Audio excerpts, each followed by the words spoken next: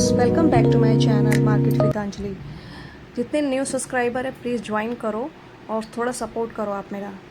चलो बात करते हैं हम डेल्टा गामा थीटा वेगा आरएचओ के बारे में। तो ये किस में आता है आपका? तो ऑप्शन ग्रीक के बारे में आता है। ऑप्शन ग्रीक किस में आता है? तो ये आपका एफएनओ में आता है। एफएनओ होता क्या है? तो फ्यूचर एंड ऑप्शन जिसको बोलते हैं।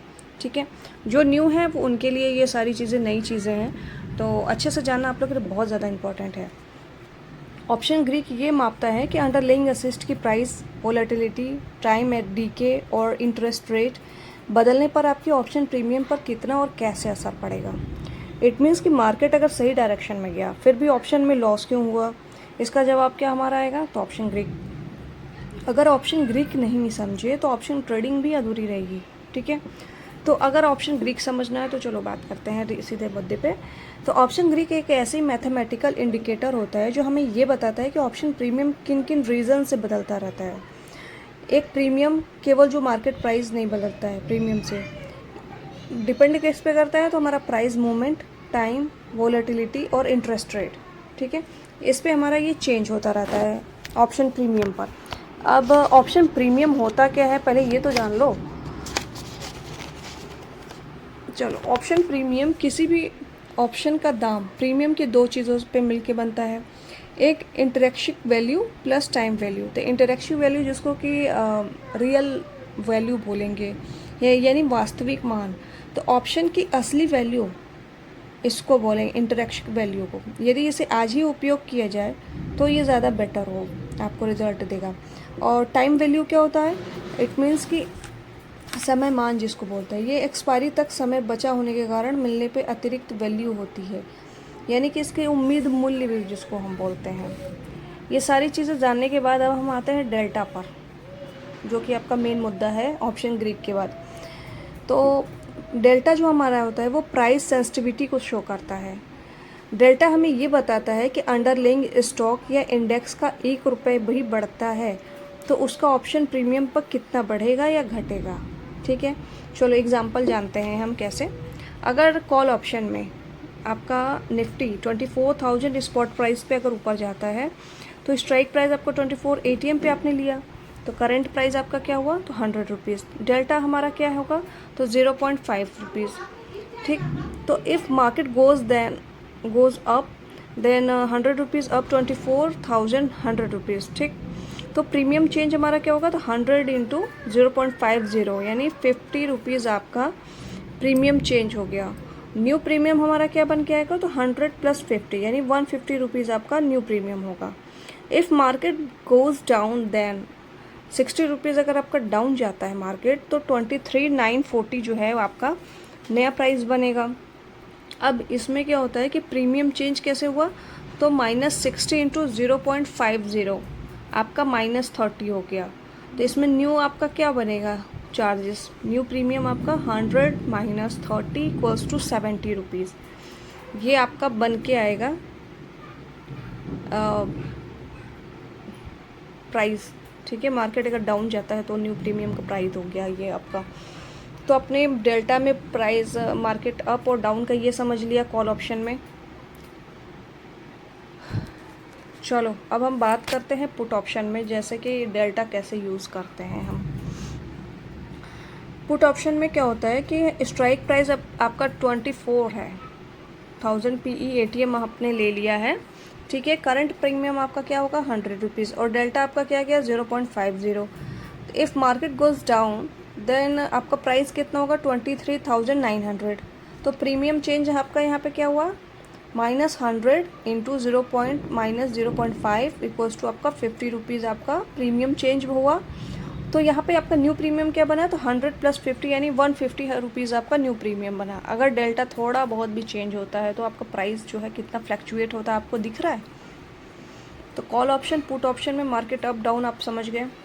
चलो अब हम बात करने वाले हैं इसके और डिटेल्स के बारे में। प्रोबेबिलिटी इसकी टूल्स क्या होती है? तो डेल्टा ये भी मतलब बताता है हमें कि ऑप्शन के आईटीएम जो होता है वो एक्सपायरी होने के कितने चांसेस होते हैं। 0.60 रुपीज़ भी अगर डेल्टा मतलब कि 60% आपका चेंज आईटीएम रहेगा। तो डेल्टा हमारा बहुत फ़र्क डालता है हमारे किसी भी प्राइस पे। अब बात करते हैं हम गामा के बारे में। गामा जो होता है वो डेल्टा की स्पीड हमारी बताता है, इसका भी साइन अलग हमें शो करता है। तो गामा ये बताता है कि स्टॉक प्राइस अगर 1 रुपये बढ़ने पर आपका डेल्टा कितना बदलेगा, और ये भी डेल्टा की एक्यूरेशन की जो स्पीड को है होता है वो उसको मापता है, मतलब मेज़रमेंट करता है आपका। एटीएम ऑप्शन में जो होता है गामा वो सबसे हाई होता है हमारा। एटीएम ऑप्शन आप जब लोगे तो उसमें आपको काफ़ी हाई दिखेगा। तो एग्ज़ाम्पल हम देख लेते हैं इसका, गामा का। मान लीजिए कि निफ्टी 24,000 ही है, इसमें एटीएम पे अगर आपने लिया तो कॉल प्रीमियम आपका यहाँ पे क्या बना 100 रुपीज़, और डेल्टा आपका 0.50 है। गामा का भी यहाँ पे चार्जेस हो गया 0.02 रुपीज़, ठीक। If market goes up then 50 rupees up अगर आपका गया है, देन न्यू डेल्टा आपका क्या होगा 0.50 प्लस 50 आपका जो अप गया वो, और 0.02 आपका ये आपका हो गया गामा। मिला करके कितना हुआ 0.50 प्लस 1.00, यानी कि आपका मैक्स लिमिट जो होगा 1.00, इट मीन्स कि 1 रुपीज़ बनेगा। तो शुरू में निफ्टी के लिए 1 रुपीज़ अप पर प्रीमियम जो होगा हमारा 0.50 प्लस रहता है था, पर गामा के जैसे जैसे ही निफ्टी पर प्रीमियम जैसे ही बढ़ने लगा, उसकी स्पीड देख रहे हो कितनी तेज़ी से बढ़ती गई। तो अगर गामा अगर आपका एटीएम ऑप्शन पर सबसे ज़्यादा और एक्सपायरी वाला दिन रहा तो सबसे डेंजरस भी होता है ये। तो जिससे कि गामा के एक्सप्लोरेशन अगर आप देखो तो ज़ीरो से हीरो वाली मूव्स जो होते हैं वो गामा में हमारे बनाते हैं। गामा के बारे में थोड़ा बहुत और अगर आप जानना चाहो तो एक्सपायरी के पास अगर गामा, रिस्क भी बहुत ज़्यादा इसमें बढ़ जाता है, क्योंकि छोटा प्राइस जो होता है वो काफ़ी तेज़ मूवमेंट करता है। तो मूवमेंट से भी डेल्टा की तेज़ी के शिफ्ट होने का असर उस पर दिखता है, थोड़ा सा भी अगर होता है तो। चलो, आपको यहाँ पे सारी चीज़ें दिख गई, एग्जाम्पल्स दिख रहा होगा आपको, समझ गए आप गामा को अच्छे से। यस और नो कमेंट करना, ठीक है। चलो अब हम बात करने वाले हैं थीटा के बारे में। थीटा जो होता है हमारा वो टाइम डीके को इंडिकेट करता है, यानी कि थीटा बताता है कि एक दिन बीतने पर ऑप्शन पर प्रीमियम कितना कम होगा। बाकी सब भी फैक्टर्स को सेम रहता है, बट थीटा को जो होता है वो चेंज हो जाता है। थीटा हमेशा जो होता है वो निगेटिव होता है ऑप्शन बायर्स के लिए। ये क्या करता है, क्योंकि वक्त बीतने के साथ साथ जो होता है, जैसे जैसे टाइम पास होगा आपका, वैसे वैसे ऑप्शन इसका वैल्यू भी जो हो वो लॉस करता जाता है। तो एक्सपायरी के आखिरी 30 डे पर थीटा का जो डीके होता है वो स्पीड बहुत ही तेज़ी से बहुत तेज़ हो जाती है, इतने समझ लो आप। यानी कि ऑप्शन बायर्स के लिए जो होता है वो थीटा एक दुश्मन टाइप का होता है, एनिमी होता है वो। जबकि ऑप्शन सेलर्स के लिए ये मैं प्रॉफिट वाला सोर्स भी बता सकती हूँ कि हाँ ये होता है।